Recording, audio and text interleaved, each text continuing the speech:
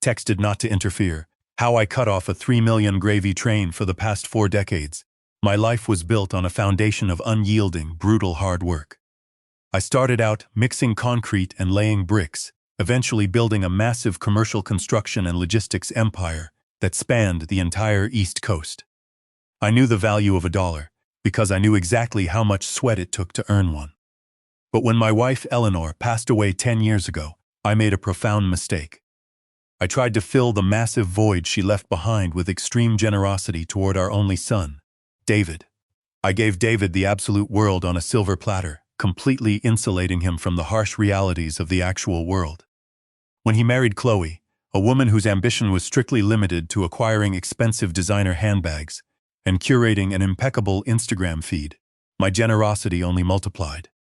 I bought them a stunning $2 million modern farmhouse in an exclusive gated community in the affluent suburbs of Philadelphia.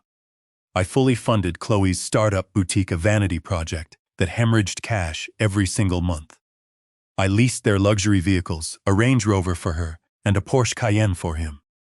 I was not just their father, I was their primary investor, their safety net, and their personal ATM machine.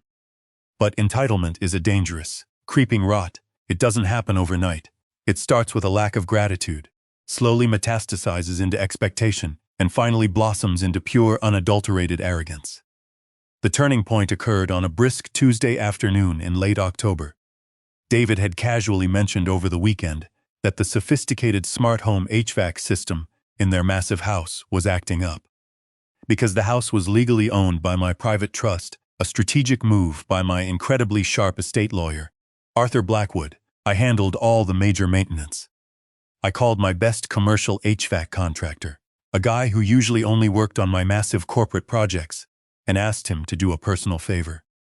I drove over to their house to let him in, expecting David and Chloe to be at work. I unlocked the heavy mahogany front door with my master key. The house was quiet, smelling strongly of the expensive sandalwood diffusers Chloe insisted on buying by the dozen. The contractor went down to the expansive basement to inspect the system, and I walked into the massive, open-concept kitchen to pour myself a glass of water. That is when I heard voices floating down from the upstairs landing. It was Chloe and David. They were home early. I was about to call out and let them know I was there, but the sharp, intensely vicious tone of Chloe's voice made me freeze in my tracks. "I am just so incredibly sick of it, David." Chloe's voice echoed down the sweeping staircase, dripping with profound irritation. "He is always hovering. He is always around. It is completely suffocating. I cannot even breathe in my own house without him suddenly appearing to fix something." "Chloe, he is just trying to help," David replied. His voice was weak, thoroughly lacking any real conviction. He sounded less like a man defending his generous father, and more like a beaten dog trying to avoid another rolled-up newspaper. "He pays for the maintenance. It saves us thousands. I don't care what he pays for." Chloe snapped, her voice rising to a shrill crescendo. "It is incredibly creepy. He treats us like we are his little pets. He walks in here with his key like he owns the place. It makes me feel deeply uncomfortable. I feel like I am being constantly monitored. You need to establish some serious boundaries. David, you need to tell him to back off and stop interfering in our lives. We are adults. We deserve some basic privacy, like he owns the place." I stood completely still in the kitchen. My hand gripped the edge of the cold marble island. I did in fact own the place. I owned the marble she was complaining over. I owned the roof over her head. I owned the car sitting in the driveway that she used to drive to her failing boutique, a boutique I also funded. All right. David sighed heavily. "I will text him later. I will tell him to give us some space. Just don't be mad. I will handle him." "Handle him," Chloe scoffed. "You better, because if he just walks in here one more time to play the grand savior, I am going to lose my mind. I am so tired of the grateful daughter-in-law act. It is exhausting." I did not wait to hear any more. The cold reality of the situation crashed over me like a wave of freezing ocean water. I had spent a decade desperately trying to buy their love, and all I had purchased was their absolute contempt. I quietly walked down to the basement, told the contractor I had to leave for an emergency, and instructed him to lock up when he was finished. I walked out the front door, got into my truck, and drove back to my estate in absolute silence. I did not feel angry immediately. Anger is a hot, chaotic emotion. What I felt was a profound, icy clarity. I had been a complete fool. I had been feeding parasites, and the parasites had grown so incredibly fat and comfortable that they now found the host annoying. That evening, I sat in my dark, wood-paneled study. A glass of expensive scotch sat untouched on my desk. At exactly 8:15 p.m., my phone buzzed. It was a text message from David. "Hey Dad, the HVAC guy came by today. Thanks for that. But listen, Chloe and I were talking, and we really think we need some space. We are trying to build our own life, and it feels like you are constantly hovering. Chloe feels really uncomfortable when you just drop by or try to manage things for us. Please don't interfere anymore. We need you to step back." I read the message 3 times. I studied the exact wording. Don't interfere, step back, uncomfortable. He was 28 years old, living in a house he didn't buy, driving a car he didn't finance, married to a woman whose entire lifestyle was subsidized by my hard work, and he was telling me to step back. He wanted the absolute independence of an adult, while simultaneously retaining the luxurious financial umbilical cord of a spoiled child. I set the phone down on the heavy oak desk. The silence in the study was deep and profound. For years, I had worried that if I cut them off, they would fail. I worried they would struggle, but staring at that text message, I realized something fundamentally important. Struggle is exactly what builds character. By eliminating their struggles, I had completely eliminated their character. They didn't respect me because I had never given them a reason to respect the money I provided.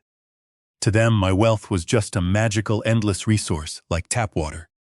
You don't thank the faucet. You just get annoyed when it drips loudly. They wanted me to stop interfering. They wanted me to step back. I picked up my phone and typed a simple reply. "I understand completely. I will not interfere in your lives anymore. You have your space." I hit send. I did not add an exclamation point. I did not add a warm closing. It was a purely factual statement. I was about to give them exactly what they asked for.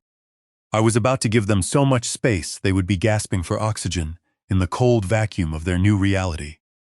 I opened my laptop and composed an email to Arthur Blackwood, my ruthless estate attorney and financial manager. Arthur was a shark in a tailored suit, a man who viewed human emotion as a severe liability in business.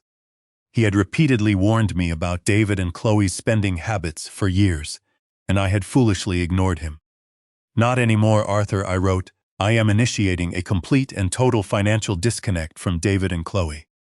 Effective immediately, I want all assets, accounts, and liabilities separated. Prepare a 30-day eviction notice for the properties held by the trust. Cancel the auto leases for both the Range Rover and the Porsche. Withdraw my personal financial guarantee for Chloe's boutique credit line at First National. Freeze all secondary credit cards. I want the gravy train completely derailed. I will call you at 8:00 a.m. tomorrow to execute." I hit send. I leaned back in my heavy leather chair and took a sip of the scotch. It burned beautifully going down. The operation was now in motion. I was a man who had built skyscrapers from the ground up. I knew exactly how to deconstruct a structure by simply removing the load-bearing pillars. I was the load-bearing pillar of their entirely fake, luxurious life.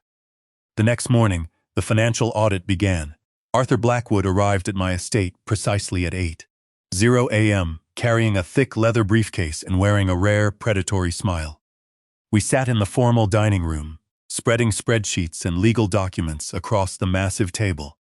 "I have been waiting 5 years for this email, Robert," Arthur said, his gravelly voice filled with deep satisfaction. He pulled out a thick stack of papers.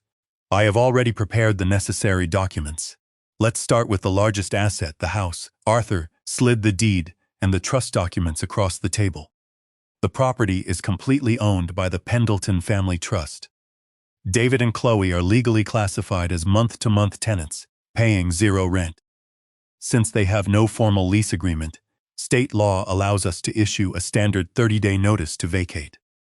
Issue it today," I said smoothly. "Send it via certified mail and have a process server tape a copy directly to their front door. I want absolutely no ambiguity." Arthur nodded, making a sharp checkmark with his gold pen. "Done. Next, the vehicles. The leases are under your corporate umbrella. I have contacted the dealership.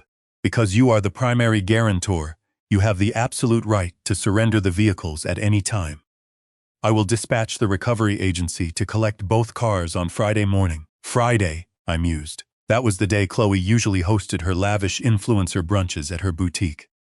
Perfect timing now, the boutique, Arthur said, leaning forward, his eyes gleaming. This is the most critical piece. Chloe's business, Lumiere, is entirely afloat because of a $300,000 revolving line of credit at First National Bank. That credit line is entirely secured by your personal guarantee. Without your backing, her business credit score is functionally zero. I am officially withdrawing my guarantee, I said. What happens when I do that? The bank will immediately freeze the account, Arthur explained with cold precision. They will perform an instant risk assessment. Seeing that the business operates at a massive net loss, they will call in the loan.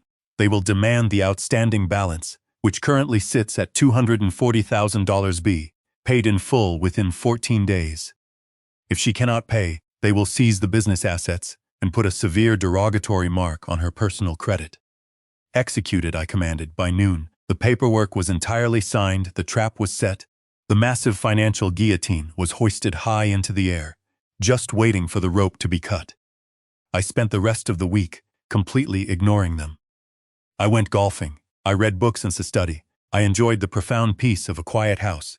David sent me a couple of casual texts, mostly links to articles or pictures of his dog, trying to maintain the illusion of a normal relationship while keeping me at arm's length. He thought my silence was simply compliance. He thought I was just sulking, playing the role of the chastised, obedient father. He had absolutely no idea that while he was sitting on a plush sofa I paid for, watching a massive television I bought, his entire world had been legally and completely demolished. The first massive crack in the foundation appeared on Thursday afternoon. I was sitting on my patio, enjoying a cigar when my phone rang. It was David. I let it ring until it went to voicemail. I listened to the message a few minutes later. Hey, Dad. David's voice sounded tight, laced with genuine confusion. Listen, something weird is going on with the Amex cards. Chloe was at a wholesale supplier, trying to buy some new inventory for the boutique, and her card was completely declined.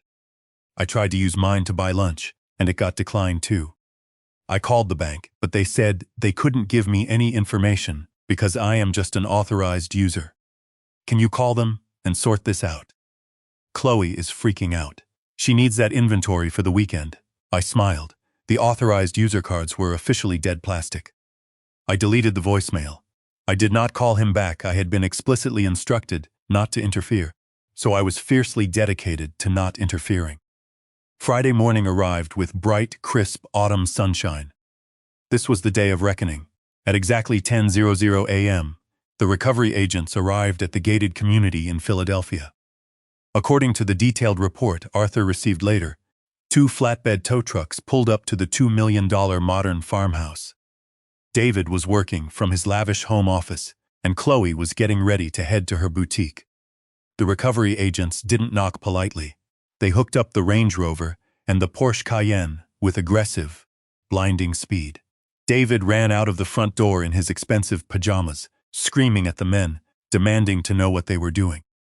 We are repossessing the vehicles, sir, the agent calmly told him, handing him a clipboard with the corporate surrender documents. The primary leaseholder has officially terminated the contract.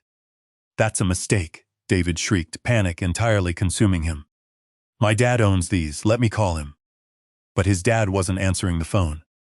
As the neighborhood watched, the wealthy doctors and lawyers peering through their expensive blinds, David and Chloe stood in their driveway, completely vehicleless. But the nightmare was only just beginning. As they walked back into the house in a state of utter shock, they noticed the bright yellow envelope taped securely to the heavy mahogany front door. The eviction notice, 30 days to vacate. The legal language was stark, cold, and utterly undeniable. The property was owned by the Pendleton Family Trust, and they were officially being removed. My phone exploded. For 3 solid hours, David called incessantly. He left increasingly frantic, high-pitched voicemails. Dad. Dad, please pick up the phone. The cars are gone. They towed the cars. And there is an eviction notice on the door. The trust is kicking us out. What is going on? Did Arthur make a mistake? Call me back. Chloe is having a massive panic attack. I did not call him back. I poured myself a cup of black coffee and walked out to my expansive gardens. The autumn air was crisp and refreshing. I felt a profound sense of absolute peace. The heavy, exhausting burden of maintaining their entirely artificial lifestyle had been completely lifted from my shoulders. I was no longer a host to parasitic entitlement. By 1 p.m., the third devastating blow landed directly on Chloe. Since her luxury Range Rover was gone, she had been forced to order an Uber Black to take her to her failing boutique in the trendy downtown shopping district. When she arrived, she found a highly urgent, certified letter from First National Bank waiting for her. Arthur had forwarded me the digital copy of the exact letter earlier that morning. Dear Mrs. Pendleton, we are writing to formally inform you that the personal financial guarantee securing your business line of credit has been officially withdrawn. A subsequent risk assessment has determined your business, Lumiere, is severely undercapitalized. Your credit line has been permanently frozen. The outstanding balance of $242,500 is due in full within 14 business days. Failure to remit payment will result in the immediate seizure of all business assets and aggressive legal action. The absolute trifecta of destruction was complete. In the span of a single morning, they had violently lost their luxury cars, their multi-million-dollar home, and their primary source of business funding. They were completely and utterly financially naked. That evening, I was sitting in my leather armchair, reading a book on Roman history, when the heavy iron gates at the front of my estate buzzed loudly. The intercom chimed. I pressed the button on my phone to view the security camera feed. It was David and Chloe. They were standing outside the massive iron gates, looking incredibly small and deeply frantic. They had arrived in a standard, cheap Uber. Chloe's face was smeared with mascara, and David looked like he was on the verge of a total nervous breakdown. Dad! David screamed into the intercom speaker. Dad, I know you were in there. Open the gate, please, we need to talk to you. Everything is falling apart. I picked up the intercom receiver. My voice was calm, steady, and utterly devoid of any warmth. I am sorry, David, I said smoothly, but Chloe made it very clear that my presence makes her deeply uncomfortable. She stated that my involvement in your lives is creepy and suffocating. You explicitly texted me and demanded that I stop interfering and give you space. I am strictly honoring your incredibly firm boundaries. I am giving you space, Dad, stop it. David yelled, his voice cracking violently. This isn't funny, they took the cars. We are being evicted. The bank is calling in Chloe's loan. You have to fix this. Fix it? I replied smoothly. David, you are an adult. You wanted to build your own life without my hovering. This is what building your own life looks like. You pay your own rent. You lease your own cars. You secure your own business loans based on your own actual merit. I am no longer interfering. You are completely free. You can't do this. Chloe shrieked, shoving David aside and screaming directly into the intercom. Her face was twisted into an ugly, entitled sneer. You are ruining my life. You are a deeply abusive, controlling old man. You can't just cut us off without warning. I am not abusive, Chloe, I stated coldly. I am simply a business owner who has decided to completely terminate a terrible investment. You demanded independence. Congratulations, you are now entirely independent. We will sue you. She screamed hysterically. We have rights. You have zero rights to my money, I corrected her firmly. The trust owns the house, the corporation owns the cars, the bank owns your massive debt. Have a lovely evening. Please do not come back to my property. I terminated the intercom connection.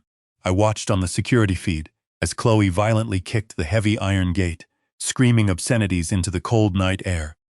David just stood there, his shoulders completely slumped, staring at the imposing camera.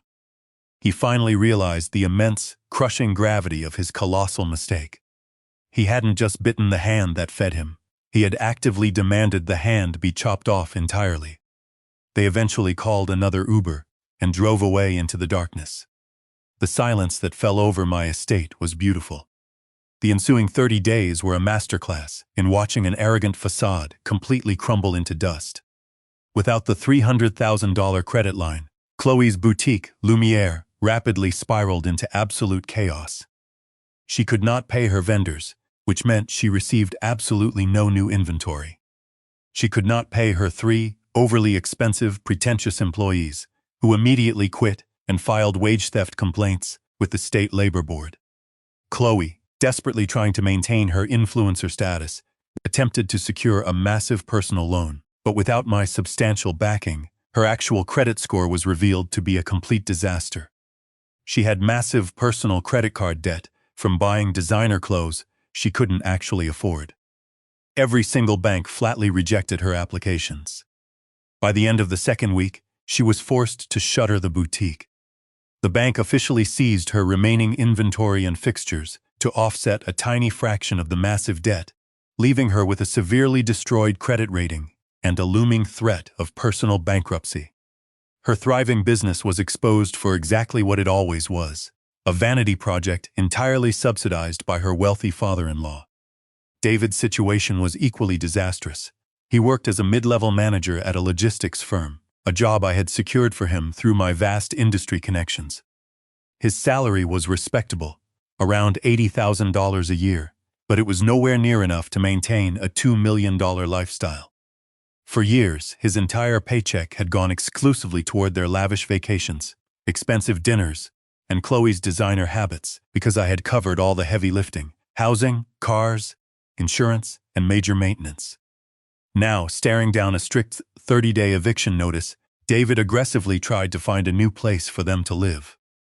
But renting a luxury home in their exclusive area required passing rigorous financial background checks and proving an income of at least 3 times the monthly rent. David's $80,000 salary was completely inadequate. Furthermore, their debt-to-income ratio was completely toxic due to Chloe's massive failing business loan. Every luxury leasing agent in the affluent suburbs rejected them outright. Panic began to set in deeply. The reality of their actual socioeconomic status was aggressively, violently rejecting their delusions of grandeur. They were forced to look at standard, cramped apartments in far less desirable neighborhoods. I received exactly one more attempt at communication from David. It was a massive, rambling 3-page email sent during the 3rd week of the brutal eviction countdown. "Dad, please, I am begging you. I am so incredibly sorry for what Chloe said. I am sorry for the text message. I was just stressed and trying to appease her. I never meant for you to actually cut us off. Chloe is completely losing her mind. She cries all day. Her business is entirely gone. We can't find a place to live that she will accept. She refuses to move into a normal apartment. She says it will absolutely ruin her brand. Please, Dad, we will do whatever you want. You can come over whenever you want. You can manage whatever you want. Just please stop the eviction and reinstate the credit line." I am desperate. I read the email twice. I noted the extreme lack of actual accountability. He was blaming Chloe. He was blaming stress. He was offering me conditional access to his life purely as a desperate transaction for my money. He wasn't apologizing for being ungrateful. He was apologizing because the consequences of his ingratitude were financially devastating. I forwarded the email to Arthur Blackwood with a single sentence: "Ensure the eviction proceeds exactly on schedule." I did not reply to David. Some lessons cannot be taught with words. They must be aggressively experienced through severe consequences. The final week of the month was a chaotic spectacle.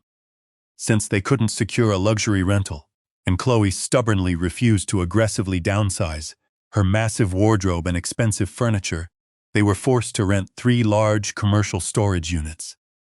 On the 30th day, exactly as the legal notice stipulated, Arthur Blackwood arrived at the property, accompanied by a local county sheriff to enforce the final eviction. I did not attend. I had no desire to witness the pathetic end of their delusion, but Arthur gave me a highly detailed report later that afternoon.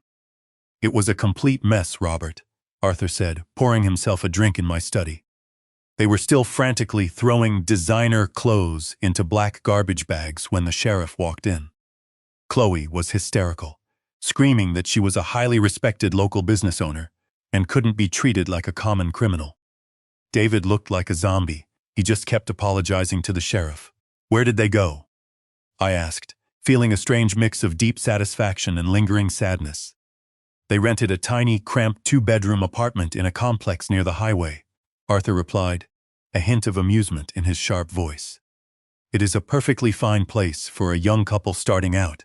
But for someone used to a custom wine cellar and a marble kitchen, it is practically a prison cell. And the keys? I asked. Arthur placed the heavy set of house keys on my desk. The property is completely secured. I have already contacted the real estate agent. We will aggressively list the house next week. It should easily fetch over $2 million in this hot market. Excellent, I said.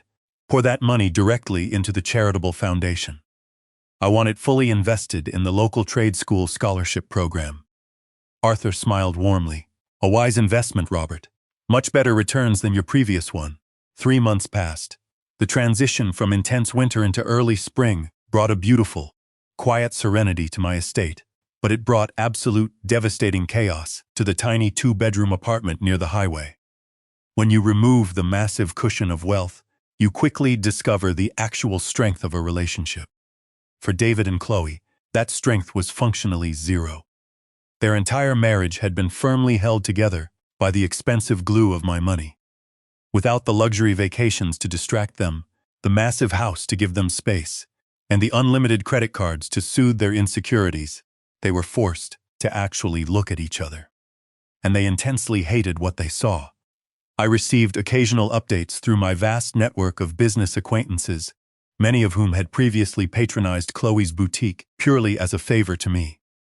The stories were remarkably consistent and deeply pathetic. Chloe had aggressively tried to rebrand herself as a lifestyle coach on social media, but without the gorgeous $2 million backdrop of my house, her audience rapidly evaporated. People didn't want lifestyle advice from a woman filming in a cramped kitchen with cheap laminate countertops and audible highway noise in the background.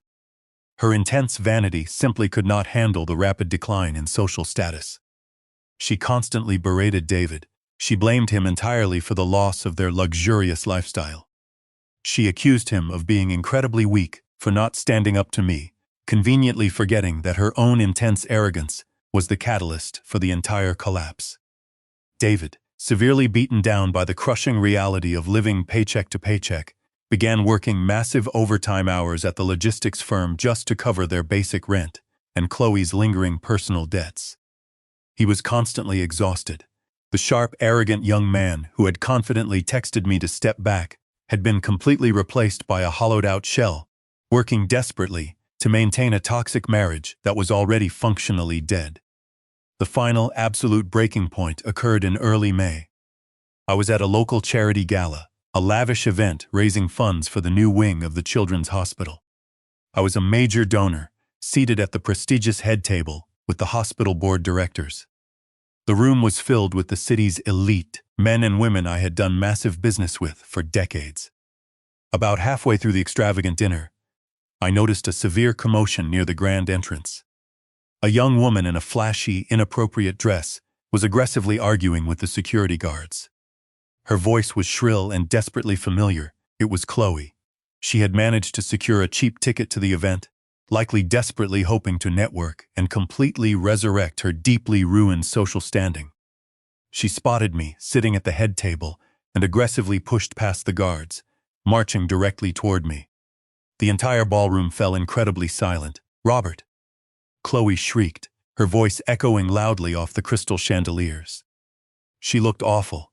The expensive highlights in her hair were heavily grown out, and the designer dress she wore was clearly an old season she hadn't managed to sell. "You have to completely stop this. You are intensely ruining my entire life." I did not stand up. I did not raise my voice. I simply placed my silver fork down on the crisp white tablecloth and looked at her with pure, unadulterated coldness. "Excuse me?" I said softly, the silence in the room amplifying my calm tone. "You know exactly what I am talking about," she screamed, pointing a shaking finger directly at my face. "You aggressively blacklisted me. Nobody will hire me as a consultant. My credit is completely destroyed because of that stupid bank loan you intentionally ruined. David is working all the time and we have absolutely no money. You are actively punishing us because we simply asked for some basic privacy." The wealthy attendees at the surrounding tables gasped, whispering intensely to one another. Chloe thought she was creating a massive public spectacle that would deeply shame me into compliance. She thought her aggressive public victimization would force me to open my wallet just to save face. She severely miscalculated. "Chloe," I said, my voice projecting clearly across the silent ballroom. "I did not blacklist you. You aggressively destroyed your own business by grossly mismanaging a massive credit line that you could not personally guarantee. I simply stopped paying your debts. As for punishing you, I am doing exactly what you aggressively demanded. You told my son that my presence made you feel deeply uncomfortable. You called my financial support creepy. You firmly demanded that I stop interfering in your lives. I am simply respecting your incredibly strict boundaries. You took our house," she shrieked hysterically, stomping her foot like a petulant toddler. "I took my house," I firmly corrected her, emphasizing the word. "The house that my trust purchased with my money. You lived there for 5 years without paying a single dime in rent. You drove a luxury car that my company leased. You operated a failed business that my credit subsidized. I gave you a $3 million gravy train, and you aggressively complained about the color of the luxurious seats. I picked up my napkin and gently wiped my mouth. You wanted the complete independence of a self-made adult. Well, Chloe, this is exactly what it looks like. It involves paying your own rent and facing the severe consequences of your own intense arrogance. Now, please leave this charity event before I have security aggressively escort you out for trespassing." Chloe stood there, completely frozen, her face flushing a deep, violently angry red. She looked around the massive ballroom. She expected the wealthy crowd to look at her with deep sympathy. Instead, she saw hundreds of successful, hard-working people looking at her with absolute, unfiltered disgust. She wasn't a tragic victim, she was just an incredibly loud, exposed parasite. She let out a frustrated, guttural scream, turned on her cheap heels, and ran out of the grand ballroom, pushing aggressively past the security guards. The room remained silent for a long moment. Then, the incredibly wealthy hospital director, sitting next to me, leaned over and quietly chuckled. "Well handled, Robert," the director whispered. "My daughter tried a similar stunt 5 years ago. Cutting them off is brutal, but it is the only way they actually learn." "Indeed," I replied calmly, picking up my silver fork to resume my meal. "Some incredibly expensive lessons simply cannot be subsidized." The fallout from the gala was incredibly swift and totally absolute. Chloe's massive public humiliation was the final nail in the coffin of her completely dead social life. Realizing that she could absolutely never manipulate me into reopening the bank vault, and utterly disgusted by David's inability to provide the multi-million-dollar lifestyle she felt entitled to, she finally dropped the heavy charade entirely. 2 weeks after the gala, David called me. I actually answered the phone this time. "Dad." David's voice was completely hollow, completely devoid of any life. He sounded like a man who had just survived a massive, devastating car crash. "She left, I know," I said quietly. "She aggressively packed up everything she could fit into her cheap leased Honda," David continued, his voice severely cracking. "She took the remaining cash from our joint account. She left the heavy credit card bills," she said. "She said she couldn't live like a peasant anymore. She said I completely ruined her life. She ruined her own life, David," I stated firmly. "You just aggressively enabled her delusion." There was a long, heavy silence on the line. I could hear him softly weeping. It wasn't the incredibly manipulative, angry crying of a spoiled child. It was the deep, agonizing sobbing of a man who had finally hit absolute rock bottom. "I am so incredibly sorry, Dad," David choked out. "I was so stupid, I let her completely manipulate me. I was terrified of losing her, so I aggressively pushed you away. I let her aggressively disrespect you in your own house, and then I sent you that awful text message. I was a terrible son, you were." I agreed honestly. I was not going to sugarcoat his intense failure. "You completely prioritized the demands of a deeply selfish woman over the profound respect you owed the father who gave you everything." "I know," he sobbed. "I know I lost everything, Dad. I am completely drowning in aggressive debt. My credit is ruined because my name was on the lease for her stupid boutique. I am living in a terrible, cramped apartment, eating cheap ramen noodles. I have absolutely nothing." He paused, taking a ragged, shaky breath. He was waiting for the rescue. He was desperately waiting for the wealthy father to swoop in, clear the massive debts, and hand him the keys to a brand new luxury life. "I have nothing," he repeated, clearly prompting me. Then you have a completely clean slate, I said coldly. You have a decent $80,000 salary at the logistics firm. You have no kids, you have a small apartment, you are exactly where most hardworking men are at your age. It is time to actually start building your own life, David. From the absolute ground up. You aren't going to aggressively help me? He asked, genuine shock piercing through his deep sadness. Even after she left, even after I intensely apologized. My extreme financial help is exactly what severely crippled you in the first place, David, I explained, my voice steady and unwavering. If I aggressively bail you out now, you will never actually learn the true value of a dollar. You will never intensely understand the massive consequences of your own severe weakness. You aggressively demanded independence. I am honoring that profound request, but the massive debt, he pleaded. Work aggressive overtime, I commanded. Sell the expensive designer watches I bought you. Cancel your fancy gym membership. Eat incredibly cheap food. Pay it off slowly, month by grueling month. That intense struggle will absolutely forge the incredibly strong character you currently severely lack. Dad, please, I love you, David, I said softly, meaning every single word. And because I deeply love you, I will not aggressively fund your weakness anymore. Call me in exactly 1 year. If you have completely kept your job, paid down your heavy debts, and stayed away from intensely toxic women, we will have a long dinner. You are buying. I hung up the phone. It was the hardest thing I had ever done in my entire life. Far harder than building my massive construction empire. But it was absolutely, undeniably necessary. The following year was a period of intense, profound transformation. I aggressively redirected the massive funds I previously wasted on their luxurious lifestyle into deeply meaningful avenues. I formally launched the Eleanor Pendleton Scholarship Fund, aggressively providing full-ride tuition and high-quality tools for young men and women entering the incredibly vital construction trades. I spent my quiet days visiting the bustling trade schools, speaking with intensely hardworking kids who deeply appreciated the massive opportunity. I found a profound joy that I hadn't felt in a decade. I also extensively traveled. I took luxurious, month-long trips to the sunny Amalfi Coast and the sweeping Scottish Highlands, thoroughly enjoying the massive wealth I had aggressively earned without the constant, exhausting anxiety of managing David and Chloe's chaotic financial crises. As for Chloe, the incredibly loud grapevine of social media provided all the pathetic updates I needed. Her aggressive attempt to brand herself as a high-end luxury consultant had completely and utterly failed.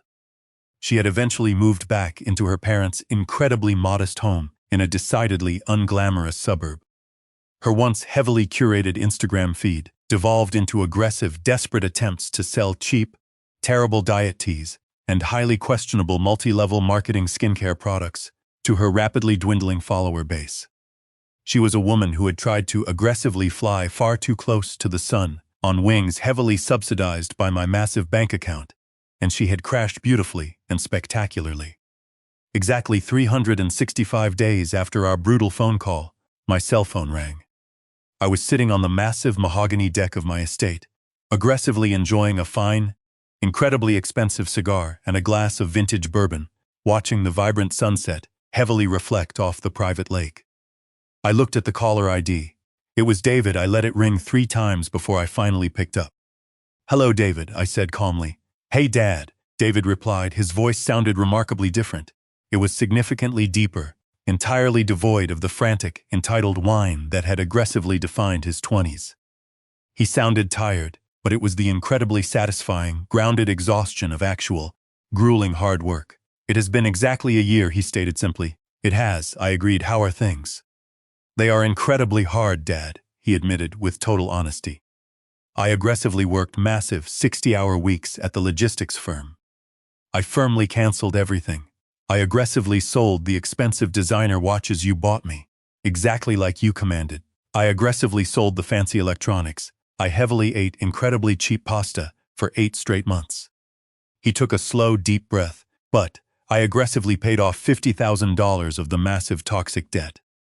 I aggressively finalized the harsh divorce from Chloe. I completely moved into a slightly larger, slightly less terrible apartment closer to the bustling office. And I just received an aggressive, massive promotion to Regional Operations Director. Because I was aggressively working so much overtime, the firm realized I was incredibly dedicated. I smiled into the cold evening air. The massive, intense pressure of severe struggle had finally aggressively forged the strong diamond of actual character. I am incredibly proud of you, David, I said, meaning it with every single fiber of my being. Thanks, Dad, he replied softly. You heavily promised me a long dinner if I strictly followed the aggressive rules. Are you completely free this Friday? I am, I said smoothly. Where are we going?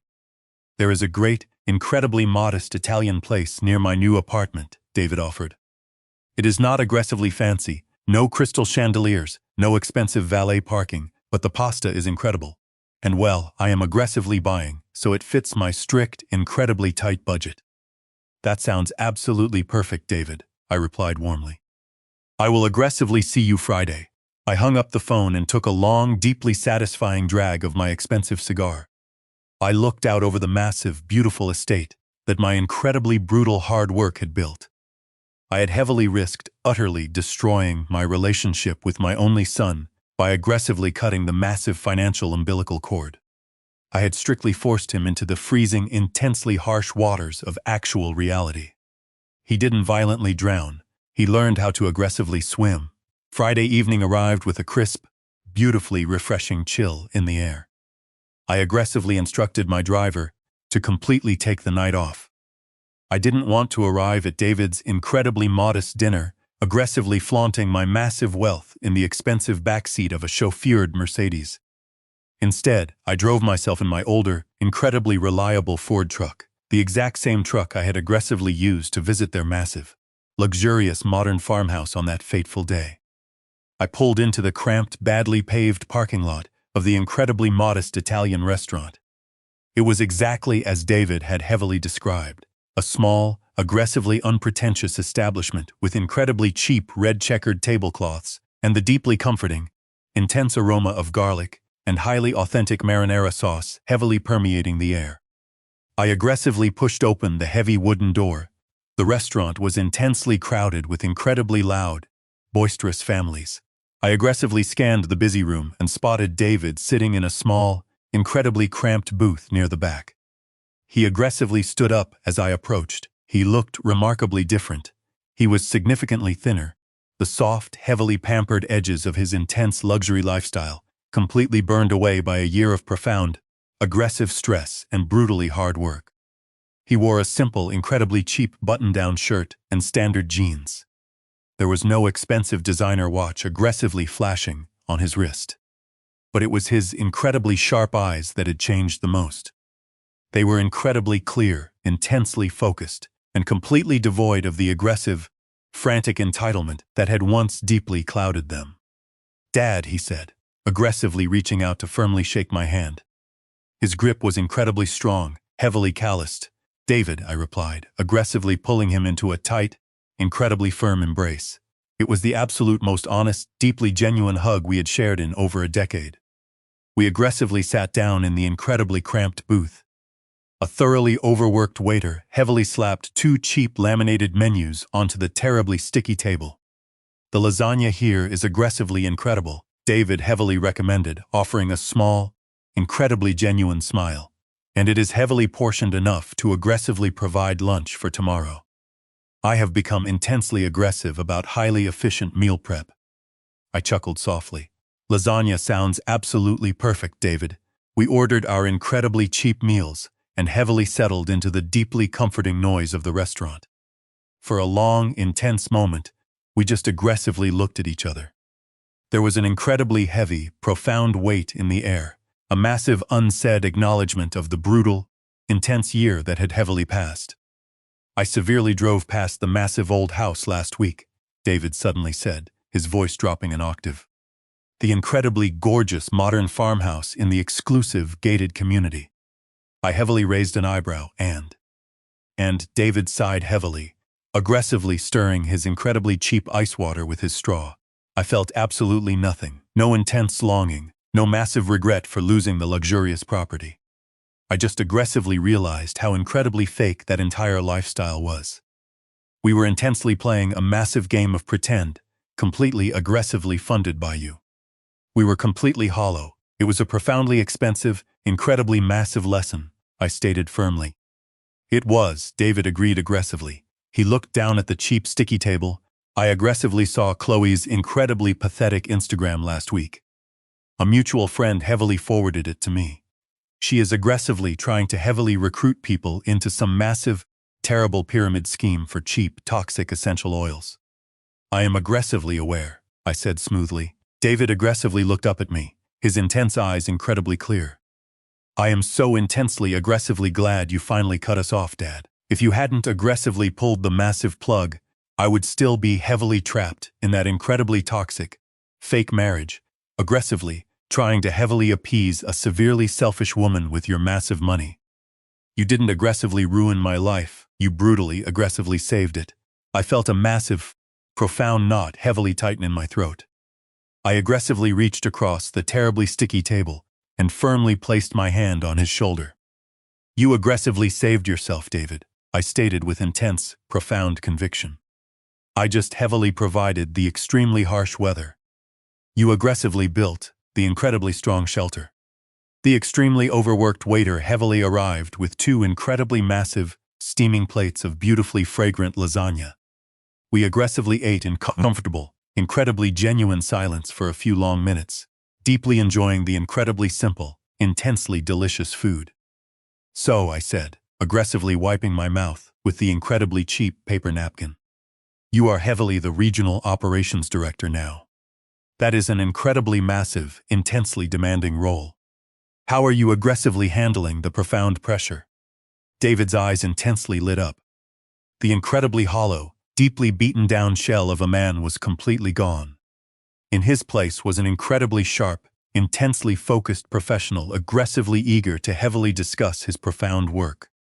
It is incredibly aggressive, Dad, David heavily admitted, a genuine spark of intense excitement heavily infusing his voice. We are aggressively dealing with massive, intense supply chain severe bottlenecks across the entire eastern seaboard. But I aggressively implemented a completely new, highly efficient routing protocol last month that aggressively slashed our massive overhead by incredibly deep margins. The intense executives are highly impressed. I aggressively leaned deeply forward, intensely listening as he heavily described the incredibly complex logistics problems he was aggressively solving. He spoke with intense, profound passion and deep authority. He was completely no longer the severely weak, intensely entitled boy, aggressively complaining about an incredibly broken luxury HVAC system.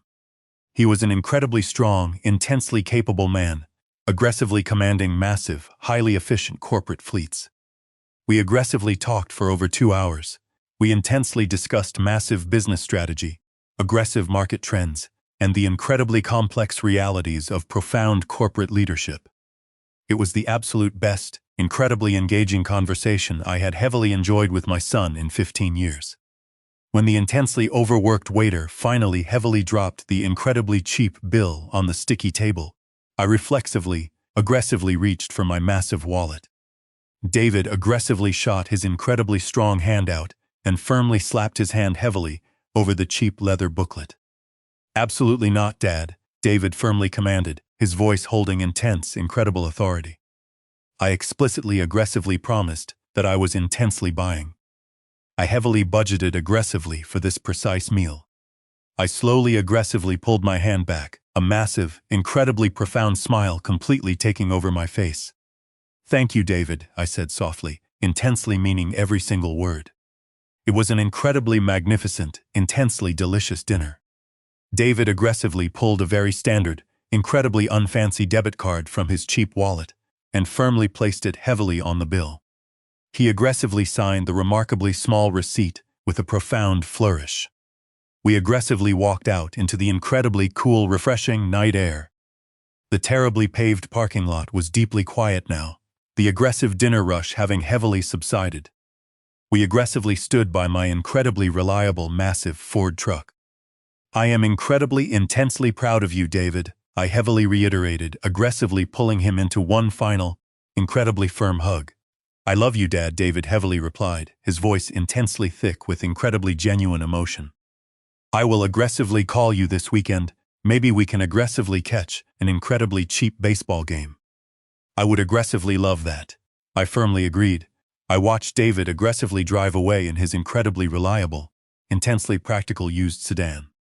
There was absolutely no massive, aggressively loud exhaust note from a luxury Porsche.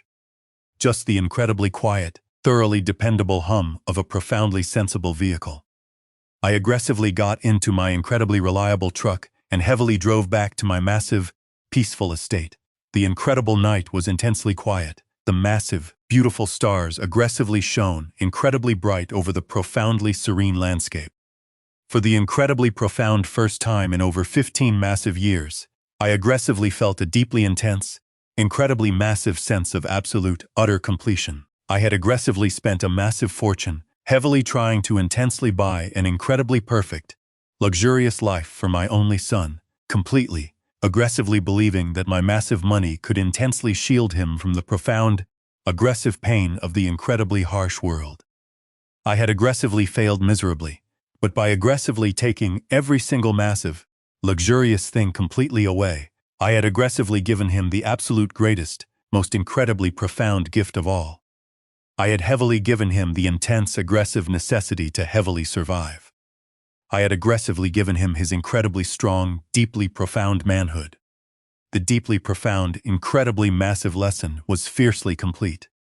A few incredibly short weeks later, I aggressively sat in Arthur Blackwood's highly intimidating, profoundly austere downtown office. The incredibly expansive, massive view of the busy city intensely stretched out far below us, the aggressively bustling streets, heavily mirroring the intense, profound progress of my massive life. Arthur aggressively poured 2 incredibly generous, heavy glasses of profoundly expensive, intensely rare scotch. I aggressively finalized the incredibly massive paperwork for the Eleanor Pendleton Scholarship Fund this morning. Robert, Arthur heavily announced, aggressively sliding a thick, profoundly heavy leather folder completely across the massive mahogany desk. The extremely generous initial endowment of $2 million, heavily funded entirely by the incredibly aggressive sale of the massive modern farmhouse, is completely, intensely secured. The exceptionally lucrative trust will fiercely, aggressively provide 10 massive full-ride scholarships every single year to incredibly deserving, intensely hard-working kids firmly entering the severely vital construction trades. I aggressively picked up the heavily weighted, exceptionally expensive gold pen resting on Arthur's massive desk and fiercely signed the final, incredibly vital documents with a profound, aggressive flourish. Perfect, I heavily stated, deeply, aggressively satisfied. It is an incredibly massive, profoundly beautiful legacy. It absolutely, aggressively is. Arthur heavily agreed, deeply raising his incredibly expensive crystal glass in a profound, aggressive toast to incredibly wise, intensely powerful investments. To incredibly fierce, intensely vital independence. I aggressively countered, heavily clinking my heavy glass firmly against his. I fiercely swallowed the intensely smooth, deeply burning liquid. I aggressively looked out the incredibly massive window, intensely watching the profoundly busy city fierce moving below. Somewhere incredibly deep down there, my fiercely hard-working son was aggressively managing massive, incredibly vital logistics operations, firmly, deeply building his own incredibly strong, profoundly magnificent life with his incredibly own intensely strong, fiercely capable hands. And somewhere else, incredibly far away in a deeply pathetic, heavily unglamorous suburb, an intensely entitled, fiercely selfish woman was aggressively failing to heavily sell terribly cheap, profoundly awful essential oils to her fiercely shrinking, heavily exhausted follower base. I aggressively set my incredibly expensive crystal glass firmly down on the massive mahogany desk. I intensely stood up, aggressively buttoned my incredibly sharp, deeply expensive custom suit jacket, and fiercely walked completely out of Arthur Blackwood's massive office. The intensely crisp, beautifully refreshing autumn air fiercely hit my face as I aggressively stepped confidently out of the massive corporate building. I fiercely hailed a standard, incredibly ordinary yellow cab. I didn't aggressively need my massive, deeply expensive private driver today. I didn't fiercely need the incredibly heavy, intensely oppressive insulation of massive, intense wealth. I was completely, profoundly, fiercely free. The aggressively terrible, incredibly heavy burden of intensely intense parasitic entitlement had been completely, fiercely lifted from my incredibly strong, deeply massive shoulders. I was incredibly, intensely ready to fiercely, aggressively enjoy the deeply profound, intensely beautiful remainder of my incredibly powerful, massive life. Because fiercely, intensely, in the incredibly profound end, the absolutely most heavily valuable, incredibly massive asset I had fiercely, aggressively secured wasn't my incredibly massive, deeply powerful corporate empire, or my intensely beautiful, heavily gated estate, or my incredibly vast, fiercely deep investment portfolio. It was the incredibly profound, fiercely intense knowledge that when I firmly, aggressively stepped entirely back, the fiercely strong, intensely capable man I had deeply raised didn't incredibly, fiercely fall. He aggressively, fiercely, intensely stood incredibly tall. And that profoundly, intensely, fiercely beautiful realization was incredibly, deeply worth infinitely more than every incredibly massive, intensely shiny dime I had incredibly fiercely cut off. Looking back on everything that happened, from the day I first heard Chloe complaining about my presence in the kitchen, to the day I sat down for a humble plate of lasagna with my son in that crowded, noisy Italian restaurant, I have come to realize something fundamental about the true nature of wealth. Wealth is a highly effective tool, much like a hammer or a heavy piece of construction machinery. When used properly, it can build magnificent, towering structures that withstand the test of time. It can provide shelter, stability, and security for generations to come. But when that exact same tool is placed into the hands of someone who lacks the necessary discipline, training, and respect for the sheer power it holds, it becomes a weapon of mass destruction. It tears down the very foundations of character, obliterates any sense of personal responsibility, and completely shatters the moral compass required to navigate the complexities of life. I spent 40 years mastering the art of building physical structures. I knew how to pour the thickest, strongest concrete foundations to support the massive weight of steel beams and glass facades. I understood the precise physics required to ensure a building wouldn't sway violently in a heavy storm. I meticulously oversaw every single detail, from the initial architectural blueprints to the final inspection of the electrical wiring. If a subcontractor cut corners on the structural integrity, I fired them immediately and had the entire section rebuilt from scratch. I never accepted shoddy workmanship, because I knew that a weak foundation would eventually lead to a catastrophic, deadly collapse. Yet, despite all my extensive knowledge and unwavering discipline in the corporate world, I failed to apply those exact same rigorous principles to the most important project of my entire life, raising my son. When it came to David, I was the negligent subcontractor. I cut the most vital corner of all. I completely bypassed the grueling, essential process of building his personal foundation. Whenever he faced a difficulty, whenever the weather of life got rough, I immediately rushed in with my massive checkbook and erected a temporary shelter around him. I paid his debts, I bought his homes, and I subsidized the luxurious whims of his deeply entitled wife. I essentially built a magnificent, towering skyscraper of a lifestyle on top of a foundation made of loose sand. When I finally pulled away my financial support, the ensuing collapse was inevitable, brutal, and breathtakingly fast. It was a chaotic spectacle of repo men, eviction notices, and vicious marital infighting. The sand shifted, the walls cracked, and the entire artificial structure came tumbling down into the dirt. It was agonizing to watch. No father wants to see his child suffer the intense humiliation of public failure. No parent wants to witness their child crying in a cramped, dark apartment, struggling to figure out how to afford their next meal.